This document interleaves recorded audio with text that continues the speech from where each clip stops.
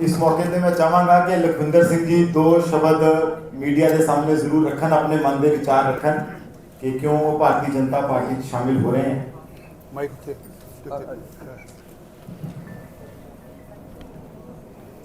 वाहिगुरू जी का खालसा, वाहिगुरू जी की फतेह। बहुत ही सत्कारयोग केंद्रीय मंत्री सरदार हरदीप सिंह जी पुरी साहब ਅਤੇ बीजेपी की तमाम लीडरशिप, श्री नरेंद्र रैना जी, राणा सोढी साहब, आरपी सिंह जी ਅਤੇ होर तमाम लीडरशिप जिन्हां की मौजूदगी दे विच अज मैं बीजेपी दे विच शामिल हो रहा हूं, क्योंकि असी हमेशा ही पंजाब दीयां जिहड़ियां मंगां, हक्की मंगां लई संघर्ष करते रहे हैं। सो असी लोड़ महसूस की, समझिया कि इस प्लेटफार्म पे आके भी असी जो पंजाब की गल कर सकते हैं। सो श्री नरेंद्र मोदी जी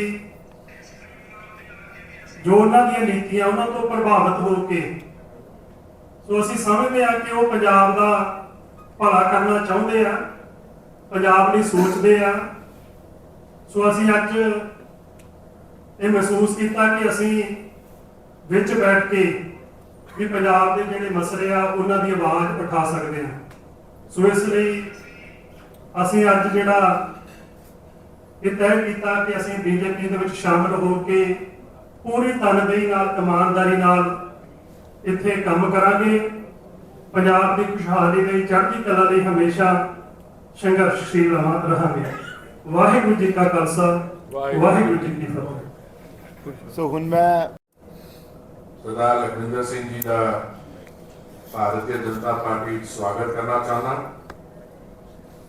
पार्टी की तरफों इतने साढ़े सोढी साहब मौजूद ने, डॉक्टर नरेंद्र राणा, आरपी जी, बाकी अनिल सरीन जी, सुभाष शर्मा जी, सारे की तरफों इस वक्त भारतीय जनता पार्टी देश की सब तो वड्डी पॉलिटिकल पार्टी या राजनीतिक दल ही नहीं है, दुनिया में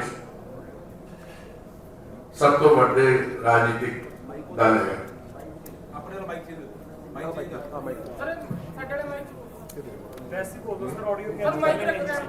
प्रिंट मीडिया लिए चाहिए। चलिए, हाँ, होना आवाज आ रही है तुहानू? ओके। देखो, डेमोक्रेसी विच पार्टियां पैदा होंदियां ने, थोड़ी देर सफलता दिखांदियां ने, फिर वधियां ने। एक जमाना सीगा भारतीय जनता पार्टी दे विच सिर्फ 2 सीटां सीगियां लोक सभा च, अज के दिन 303 है। ते तुसी किसी भी पोलिटिकल एनालिस्ट नाल गल कर लो, 2024 के जिहड़े आने वाले चुनाव है, इस वक्त भारतीय जनता पार्टी ग्रो कर रही है। और सरदार लखविंदर सिंह जी, तुहाडा स्वागत है। तुहाडे नाल जो किसान बचाओ अंदोलन विच साडे भरा लगे हुए सीगे, उन्हां दा स्वागत हैगा। तुहाडी बड़ी कंस्ट्रक्टिव कंट्रीब्यूशन रही है, तो मैं पूरी उम्मीद है तुहाडे टैलेंट, तुहाडी मेहनत सिर्फ पार्टी इसको एक्नॉलेज नहीं करेगी, उन्होंने ऑनर करेगी। बाकी जड़िया पोलिटिकल पार्टीज ने, वो मैं अपने शब्द नाम तोड़ के इस्तेमाल करना चाहूंगा। कोई परिवारवाद है, कोई इंडिविजुअल के आसपास है। Bharatiya Janata party value based party है। अच्छा, ये जेड़े भी साडे नाल शामिल होए ने पिछले कुछ सालों में, लोग होर नवे नवे साडे भरा भैन भरा जिहड़े शामिल हो रहे हैं, सारिਆਂ ਨੂੰ इक्वल अपॉर्चुनिटी मिलेगी। तुसी कंट्रीब्यूट करो, मेरिट बेस्ड पार्टी है, पार्टी उस तो स्ट्रेंथन होएगी। तुहाडे आने खास करके मैनूं पूरी उम्मीद है क्योंकि ये पंजाब एक एग्रीकल्चरल स्टेट हैगी, एक बॉर्डर स्टेट, सेंसिटिव स्टेट है। इस वक्त पंजाब की जो स्थिति हैगी वो देश तो थोड़ी जी अलग है।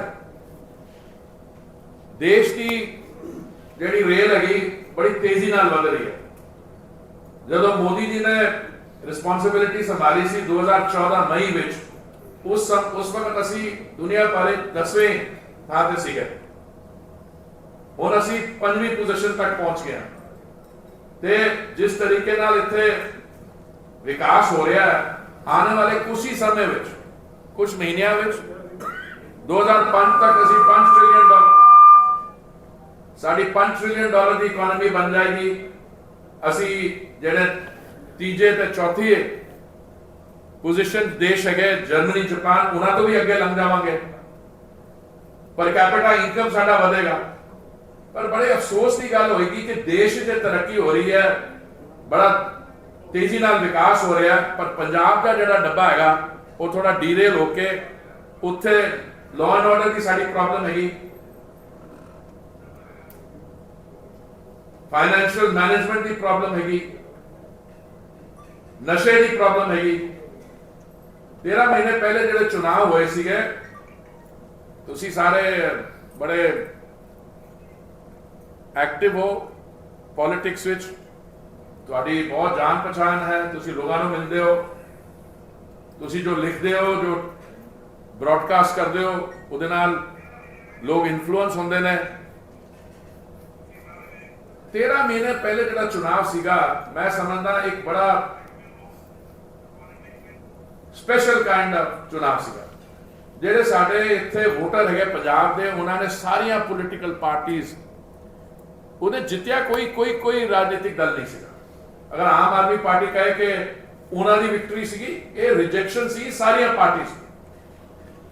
ਮੈਂ ਤੁਹਾਨੂੰ ਇੱਕ ਮਿੰਟ ਲੈ ਕੇ ਸਮਝਾਉਣਾ ਚਾਹੁੰਦਾ, ਜਿਨ੍ਹਾਂ ਦੀ ਵੀ ਇੱਥੇ हुकूमत रही है, कांग्रेस पार्टी, अकाली दल, ਉਹਦੇ ਚ ਅਸੀਂ ਵੀ ਸ਼ਾਮਿਲ ਸੀਗੇ, but as a junior partner. ਇਸ 13 ਮਹੀਨੇ ਦੇ ਪਹਿਲੇ ਜਿਹੜੇ ਚੁਣਾਵ ਹੋਏ ਸੀਗੇ, मतदाताओं ने की किया कि असी उस किस्म की पॉलिटिक्स सानू पसंद नहीं है, ते असी एक नवा पॉलिटिकल स्टार्टअप है आम आदमी पार्टी, असी इन्हां नूं चांस देना चाहते हैं, क्योंकि इन्हां ने कहा सीगा असी नशे तो तुहानूं मुक्त कर देंगे, असी तुहाडे लोन माफ कर देंगे, जिस परिवार विच साडीआं भैणां ते बेटियां हैगियां पर चाइल्ड 1000 रुपया महीने का देंगे। 13 महीने हो गए ने, मैं तो सवाल भी नहीं पूछांगा किन्ने परिवारों को वो 1000 रुपये महीने की वो मिली, ये भी मुफ्त कर देंगे, वो भी मुफ्त कर देंगे। सवाल ये उठता है, तुसी मुफ्त कर दोगे, रेवड़ियां वंडोगे, पैसा कितों आएगा? 3,81,000 करोड़ उस वक्त कर्जा सीगा, उनका कर्जा बढ़ता जा रहा है। लॉ एंड ऑर्डर की जो सिचुएशन है, मनु लगती है कि जो सब तो साडा माड़ा टाइम सीगा, सब तो जो खराब जिस साडियां मावां घर बैठ के ये चिंता करती सी कि मेरा बच्चा किस कदों घर आएगा, एक्सटॉर्शन, टारगेटेड किलिंग्स सब हो रही हैं। क्यों हो रही है? एक press conference is not the forum to discuss that, but मैं तुहाडे सामने कुछ आइडियाज रखना चाहता। पहली गल ते इन्होंने हर स्टेज ते इन्होंने झूठ फैलाया। जदों कृषि कानून के खिलाफ अंदोलन शुरू होया, मैं उस कैबिनेट मीटिंग में बैठा सीगा, जिहदे विच जो अकाली दल दी मंत्री सीगे, उन्होंने कानूनों की प्रशंसा की है, वेलकम किया। केजरीवाल जी का मैं दसा, दिल्ली असैंबली देश में सब तो पहली असैंबली सी दिल्ली की, जिन्होंने उन्होंने एग्रीकल्चरल लॉज को रेटिफाई किया। मैं समझदा देश कोई वह नेता नहीं है। प्रधानमंत्री जी ने जो देखा कि वो तो उन्होंने इंटेंशन सी कि साडे किसानों का भला होवे, झूठ फैलाया गया कि प्रोक्योरमेंट नहीं होएगी, मंडियां बंद हो जाएंगियां। वो जी सितंबर की उस साल की जी प्रोक्योरमेंट सी, वो पिछले रिकॉर्ड तोड़ते, सारिया प्रोक्योरमेंट उस तो बाद वधियां गई। कोई मंडियां बंद नहीं हुई। वो चाहते किसी का अगर किसान भाई साढ़े अपनी फसल जो है अगर उत्थे नहीं कोई चंगा दाम कितों मिले, पर उन्होंने देखा कि ठीक है, उन्होंने अपने आप फिर इन्हों कानूनों वापस किया। किस वास्ते? पंजाब वास्ते, देश वास्ते। इस वक्त ये जिहड़ी साडी जलंधर दी बाई इलैक्शन हैगी, ये भी बड़ी एक स्पेशल टाइप है। इहदे च भी इन्हां जो भी इलैक्ट होएगा 10 महीनों वास्ते होएगा, बट साडे वास्ते भारतीय जनता पार्टी वास्ते एक टर्निंग पॉइंट है। क्यों? क्योंकि जिहड़े साडी जिस गठबंधन विच असीं शामिल सीगे एज जूनियर पार्टनर्स, 117 सीटां हैगियां असैंबली असीं 23 लड़दे सीगे, जलंधर साडी कोई प्रेजेंस ही नहीं है। पर इस बाई इलैक्शन के कारण असी बूथ लेवल ते जाके पार्टी नो सिर्फ खड़ा नहीं कर रहे हैं। मैं आज कह रहा 4 तारीख है, अजे चुनाव 6 दिन बाकी ने। तुसी देखोगे जिहड़े नतीजे आएंगे, एक टर्निंग पॉइंट होएगा सिर्फ जलंधर वास्ते नहीं, पर 2024 ते 2027 के आने वाले चुनाव वास्ते। 13 महीनों इन्होंने जो ऑक्सीजन मिलती है काम करने की, जो 5 साल चलानी पैंदी है, मैं लगता है इतों की आम आदमी पार्टी सरकार ने 13 महीने भी इन्होंने ऑक्सीजन यूज करके अपॉर्चुनिटी नो गवा दिता। ये कुछ 2-3 दिन पहले इन्होंने एक फैसला किया कि बिजली बचाने वास्ते ऑफिस के टाइमिंग जोड़े है वो चेंज करेंगे। तो इन्होंने क्या किया, दफ्तर सवेरे 7:30 बजे शुरू होएगा तो 2 बजे दोपहरी तक 8 घंटे का काम होना चाहिए सी। इन्होंने 8 घंटे को 1.5 घंटा कट करता। 6:30 बजे पता लग्या बाद लोग 7:30 बजे नहीं दफ्तर आते, 9 ही बजे आते हैं। खुद इन्होंने मंत्री भी 9 बजे आते हैं। तो मतलब 8 घंटे की वर्किंग डे का इन्होंने 5 घंटे का बनाता। अगर ये सीरियस ने पंजाब दी प्रॉब्लम्स नो एड्रेस करने वास्ते ते पंजाब की तरक्की वास्ते, तो वही काम वो दूसरे तरीके नाल कर सकते थे, पर नहीं। इन्होंने जो माइंडसैट है ये तोड़ फोड़ वाला, अंग्रेजी कहते शूट एंड स्कूट। 2 इन्होंने मंत्री दिल्ली बंद पे ने, एक तो खिलाफ कुछ मैं पढ़िया कोई वीडियो क्लिप चल रहा है। ते ਜਿਹੜੀਆਂ ਪ੍ਰੋਬਲਮਸ ਹੈਗੀਆਂ ਪੰਜਾਬ ਦੀਆਂ, law and order, fiscal financial management, रोजगार। ਜਦੋਂ मैं 2022 प्रचार करन आया सीगा, उस वक्त मैं कैप्टन साहब नाल बैठ के बाकी साड़ी लीडरशिप नाल असी यही कहते सी कि देखो सेंटर ने कैपिटल बजट जिहड़ा है वो 5 लाख तो लैके 7.5 लाख करोड़ करता सीगा। हुण वो इस बजट विच 7.5 लाख करोड़ तो 30% होर वध के 10 लाख। और मैं इन्हां नूं कहंदा सी, मैं कि जिहड़ी भी सरकार बनेगी कम से कम चंगे प्रोजेक्ट बनाओ इंफ्रास्ट्रक्चर दे, सेंटर उन्होंने सैंक्शन करेगा, उसके बाद प्रोजेक्ट काम शुरू होएगा, रोजगार मिलेगा, सीमेंट स्टील लगेगी, इकोनॉमिक प्रोग्रेस होगी। भाई पंजाब दे जिहड़ी साडी जनता है, साडे भैन भरा है, वो देश का तुसीं कंपैरिजन कर लो। 1985 के आसपास असीं पहले 3जे या 5वें पोजीशन सीगे। हुण कोई असेसमेंट कहती है 19th पोजीशन है, कोई कहते असीं 22वीं पोजीशन पे हैं। क्यों? क्योंकि इत्थे जिहड़ी गवर्नेंस रही है, उन्होंने सीरियस इशूज को एड्रेस ही नहीं किया। हाँ, तुहाडे कोल सवाल पूछ के तुसीं की कर रहे सी? हाँ, असीं दोषी हाँ, जूनियर पार्टनर सीगे असीं, पर फैसले वो लैंदे सी ते उन्हां दा जिहड़ा इंटेंशन है वो लगा सी। उन्होंने हमेशा अटेंशन को डाइवर्ट करने की कोशिश की। मैं भी हुण पिछले 4-5-6 दिनों का लग्या हुआ इत्थे जो लोगों नाल गल करना, मेरा एक ही मैसेज होता है कि तुसी अपने भले वास्ते ये तय करो कि पंजाब दा जिहड़ा फ्यूचर है, वो फ्यूचर ये नहीं हो सकता कि साडे बच्चे जिहड़े एक असी जनरेशन खो लई बिकॉज ऑफ नशा, ते जिहड़ी हुण साडी यूथ की जनरेशन है उन्हां नूं तुसीं बाहर भेज दो। कोई फॉरेन डायरेक्ट इन्वेस्टमेंट इस वक्त पंजाब में नहीं आ रही। अगर तुहानूं मान साहब या होर कई कहे कि मैं जर्मनी गया सी, इन्नी इन्वेस्टमेंट लिया, छड्ड दो। ਪ੍ਰੋਡਕਟਿਵ ਇੰਡਸਟਰੀ ਵਿੱਚ ਪੰਜਾਬ ਵਿੱਚ ਅੱਜ ਕੋਈ ਇਨਵੈਸਟਮੈਂਟ ਕਰਨ ਨੂੰ ਤਿਆਰ ਨਹੀਂ। ਜਿਹੜੀ ਇੱਥੇ ਇੰਡਸਟਰੀ ਹੈ ਵੀ, ਮੈਂ ਰੋਜ਼ ਮਿਲਦਾ ਇੰਡਸਟਰੀਲਿਸਟ ਨੂੰ, ਜਦੋਂ ਕੱਲੇ ਸਾਡੇ ਨਾਲ ਬੈਠਦੇ ਨੇ ਉਹ ਵੀ ਆਪਣਾ ਰੋਣਾ ਰੋਂਦੇ ਨੇ, ਕਹਿੰਦੇ ਕੀ ਕरें। कोई इंडस्ट्री ने उठा के कोई उत्तर प्रदेश ले जा रहा है, कोई बाकी जगह ले जा रहा है। हाँ, लोग आएंगे तो रेस्टोरेंट खोलेंगे, क्योंकि इतने पंजाब की जी कंजम्पशन है, कंज्यूमिंग पावर है, उन्होंने हार्नेस करने वास्ते ये मैं ज्यादा और मैं अपनी तरफों सिर्फ एक ही मैसेज देना चाहना, प्रेस का बड़ी इंपॉर्टेंट रोल होता है।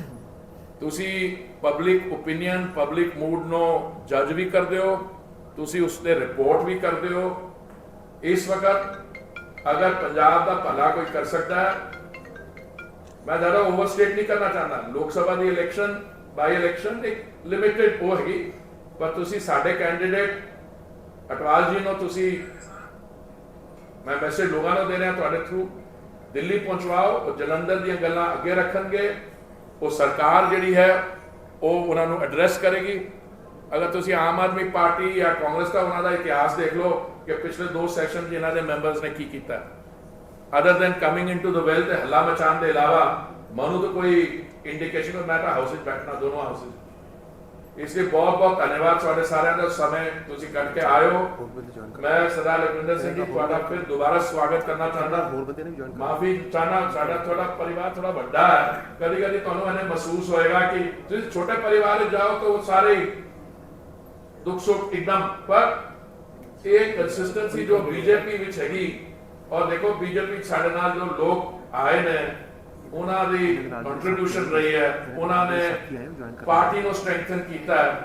ਇਸ ਲਈ ਮੈਂ ਤੁਹਾਡਾ ਸਵਾਗਤ ਕਰਨਾ, ਤੁਹਾਡੇ ਨਾਲ ਜਿਹੜੇ ਬਾਕੀ ਟੀਮ ਵਿੱਚ ਆਏ ਨੇ ਉਹਨਾਂ ਦੀ ਇੰਡਕਸ਼ਨ ਕਰਾਉਣਾ ਚਾਹੋਗੇ ਹੁਣੇ? ਨਹੀਂ, ਉਹ ਬਾਅਦ ਕਰ ਲਾਂਗੇ।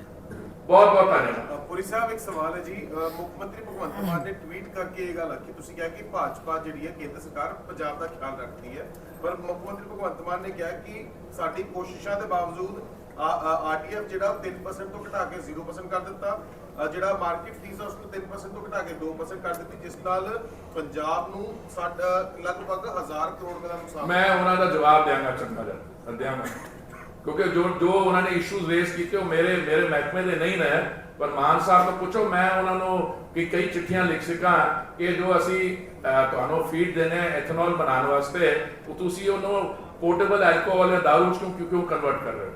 मेरे तरफ काउंटर सवाल पूछ रहे हैं। पुरी साहब एक दिल्ली में जो धरना चल रहा था जंतर मंतर पर, रात को पहलवानों को वहां से उठाने की कोशिश की गई, पहलवानों ने कहा कि हमारे साथ धक्काशाही। देखिए, मैं मुझे इसकी जानकारी नहीं है, मुझे जैसे देखा अनुराग जी ने इस पे बयान भी दिया था, और मुझे पूरी उम्मीद है कि केंद्रीय सरकार जो है और अनुराग जी जो उसके मंत्री हैं स्पोर्ट्स के, और जो हमारे रेसलर्स की जेन्युइन डिमांड्स हैं उनको एड्रेस किया जाएगा।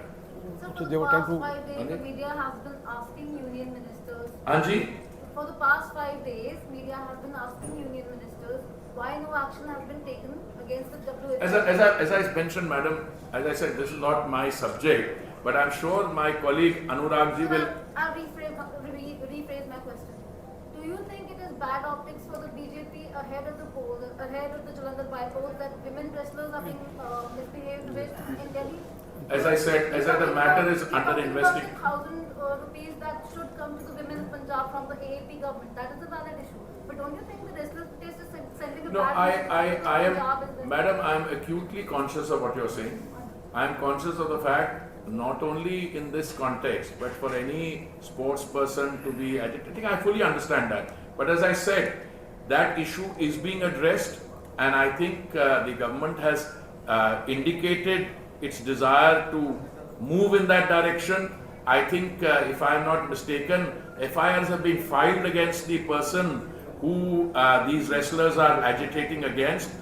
Have not only the FIRs have been filed, other actions have also been taken. So beyond that, I am not in a position, because it's not my subject. I mean, if Anurag ji was addressing this, he would have told you about the action. There was a committee formed, the action, the FIRs filed. All that is work in progress. What happened last night is very unfortunate. Although I'm not clear as to what prompted it. RP, do you have any information? The wrestlers have said that they have been misbehaved with by drunk brief Ma'am, about ma'am, the thank you, ma'am, thank you. Haan Concern is that if you are in a dharna, you can have a dharna. There is a dharna spot, you're sitting on a dharna, but you can't make it a permanent thing like. And then Aam Aadmi Party leaders wanted to make it a permanent thing like. That's why police told them not to do that. That's the only issue, not more than that.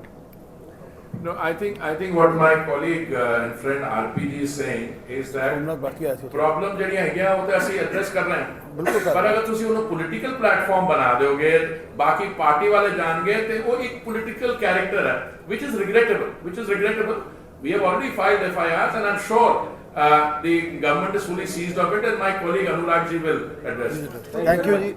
ਅਸੀਂ Aam Aadmi party ਦੀਆਂ ਇੰਨੀਆਂ ਬੁਰਾਈਆਂ ਕਰਦੀਆਂ ਉਹਦੇ ਕਰਕੇ ਅਸੀਂ ਬਿਜਲੀ free ਦੇਤੀ 28000 ਨੌਕਰੀਆਂ ਮੈਂ ਬੁਰਾਈਆਂ ਨਹੀਂ ਕੀਤੀਆਂ ਮੇਰੇ ਭਰਾ ਮੈਂ ਬੁਰਾਈਆਂ ਨਹੀਂ ਕੀਤੀਆਂ ਅਗਰ ਜਿਹੜੀ ਹਕੀਕਤ ਸੱਚ ਹੁੰਦਾ ਉਹਨੂੰ ਅੱਗੇ ਰੱਖੋ ਉਹਨੂੰ ਬੁਰਾਈ ਕਹਿਣਾ ਕਹਿੰਦਾ ਅਸੀਂ ਬਿਜਲੀ ਫ੍ਰੀ ਦੇ ਰਹੇ ਹਾਂ ਅਸੀਂ 80% ਲੋਕਾਂ ਨੂੰ ਬਿਜਲੀ ਫ੍ਰੀ 80% ਬਿਜਲੀ ਫ੍ਰੀ ਦੇ ਰਹੇ ਹਾਂ ਤਾਂ ਬਿੱਲ ਕਿਸੇ ਹੋਰ ਨੂੰ ਭੇਜ ਰਹੇ ਹਾਂ ਤੇ ਨਹੀਂ ਉਹ ਇੱਕ ਵਾਰੀ ਮਿਲਣ ਅਸੀਂ ਇਹ ਮਾਨ ਸਾਹਿਬ ਮਿਲਣ ਗਏ ਸੀ ਸਾਡੇ ਪ੍ਰਧਾਨ ਮੰਤਰੀ ਜੀ ਨੂੰ ਪਤਾ ਨਹੀਂ ਜੋ ਨਾ ਤੋਂ ਕੌਨਫੀਡੈਂਸ਼ੀਅਲ ਗੱਲ ਉਹਨਾਂ ਚ ਹੋਈ ਉਹ ਉਸੇ ਵਕਤ ਕੇਜਰੀਵਾਲ ਜੀ ਦਿੱਲੀ ਅਸੈਂਬਲੀ ਜਿਹੜਾ ਉਹਨਾਂ ਨੇ ਬਿਆਨ ਦਿੱਤਾ ਹੈ ਉਹ ਤੁਸੀਂ ਇੱਕ ਵਾਰੀ ਪढ़ लेना वो कह रहे थे पैसा है हाँ हमारा कर्जा है हमें दीजिए वो पैसा 1 लाख करोड़ ये उन्होंने मैं बुराइयां नहीं कर रहा देखो पॉलिटिक्स से दो मॉडल होते हैं एक होता विकास का मॉडल कि तुसी जो मोदी जी ने ये स्पष्ट करता है कि गुड गवर्नेंस मतलब तुसी लोगों वास्ते आवास बनाओ आयुष्मान भारत मेडिकल फैसिलिटीज देना जन औषधि केंद्र बनाओ तुसी बाकी डेवलपमेंट प्रोजेक्ट्स करो सड़क बनाओ ये एक मॉडल है दूसरा मॉडल असी ये फ्री देता है आज के दिन कोई भी पॉलिटिकल लीडर कहे कि मैं ये फ्री करता है इसका मतलब वो है कि उन्होंने विकास ना कोई लेना देना नहीं है मैं तो एक छोटा सा एग्जाम्पल देना